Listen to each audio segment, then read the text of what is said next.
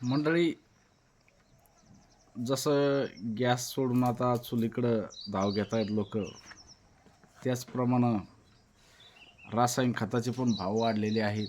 आणि रासायनिक खत सोडून आता शेणखताकडं परत शेतकऱ्याची धाव वाढणार आहे. त्याच्यामुळं जास्तीत जास्त जनावरं पाळा, शेळ्या पाळा, त्याच्यानंतर गाय म्हैस, कारण की याच्याशिवाय पर्याय नाही. जुनं ते सोनं म्हणतात. आता शेवटी जुन्याकडेच यावं लागलं आपल्याला. पहिले चूल होती तर चुलीकडेच यावं लागलं. आणि आता जे आपले वडीलधारे आजोबा समजा रासायनिक खत सोडता शेणखत जास्त प्रमाणात वापरत होते, तर त्याच जागेवरती आपल्याला आता येणं आहे. कारण रासायनिक खत एवढं सोपं राहिलं नाही आता. गेल्या वर्षी 1950 रुपयाला 10-26ची बॅग होती, ती आज जवळपास 2350 रुपयाला, 2250 रुपयाला झालेली आहे. त्याच्यामुळं आपल्या शेतामध्ये आपण स्वतः खत पिकवू शकतो. आपण शेळी, गाय, म्हैस हे जर सांभाळलं ना, तर 100% आपला रासायनिक खताचा खर्च वाचू शकतो. शेतकरी मित्रांनो, आपण जर विचार केला तर आपल्याला रासायनिक खत घ्यायची गरजच पडणार नाही. कारण की आपले जे आजोबा पणजोबा होते, तर यांच्याकडं 4-4 बैल, गाई, म्हशी सांभाळायचे आणि त्यांच्या खतावरती शेती पिकवायची, शेती सुपीक राहायची. आणि शेतीमधून भरभराटीचा माल, योग्य माल आणि त्या ज्वारीला, गव्हाला एक नंबरची चव असायची. रासायनिक खतानं आपली शेती पण नापीक होत चाललेली आहे आणि चव पण नाही ना. आणि आपण पण आपलं वय पण कमी होत चाललेलं आहे. म्हणजे आपण पहिले आपले आजोबा पणजोबा 100 वर्षापर्यंत टिकायचे.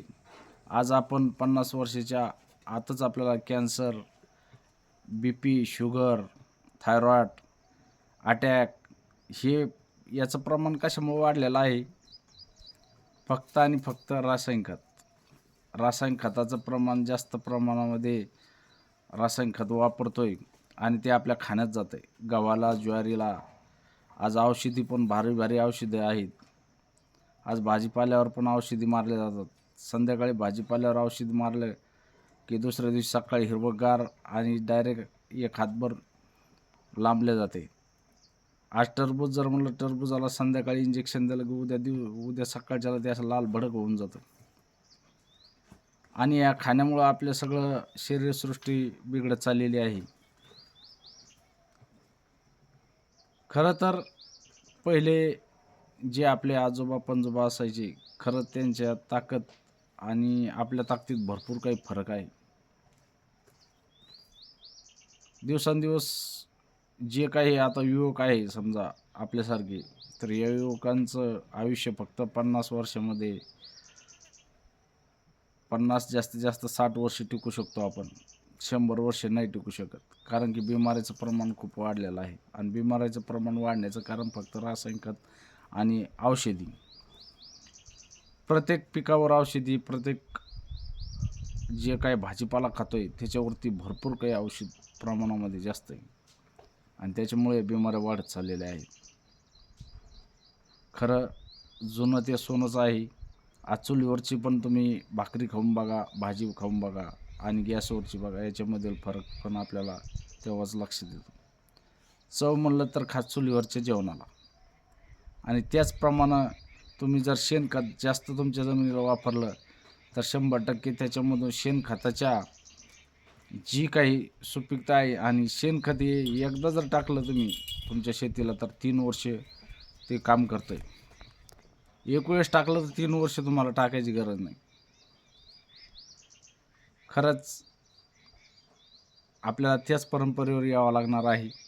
त्याच्याशिवाय शेती रासायनिक खतावर म्हणलं तर अजिबात परवडू शकत नाही आपल्याला. तुमचं काय मत आहे कमेंटमध्ये नक्की सांगा. व्हिडिओ आवडल्यास व्हिडिओला लाईक करा. नवीन असाल तर आपल्या चॅनलवर जर असाल तर चॅनलला सबस्क्राईब करा. आपल्या प्रोफाईलवर जर असाल तर प्रोफाईलला फॉलो करा, जेणेकरून तुम्हाला असे नवनवीन व्हिडिओ बघायला भेटतील. धन्यवाद.